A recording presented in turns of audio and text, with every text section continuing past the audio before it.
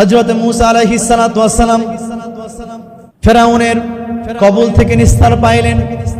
আমার ভাইরা, মুসা আলাইহিস সালাতু ওয়াস সালামের কাছে যে লাঠি দেওয়া হয়েছে, এই লাঠিটি তার শ্বশুর থেকে মুসা নবী পেয়েছে। সুবহানাল্লাহ।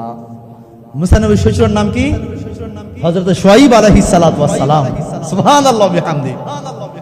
এই শুআইব আলাইহিস সালাতু ওয়াস সালাম মুসা নবীকে ওই লাঠিটি জামাতা হিসাবে হাদিয়া দিয়েছেন। সুবহানাল্লাহ বিহামদি।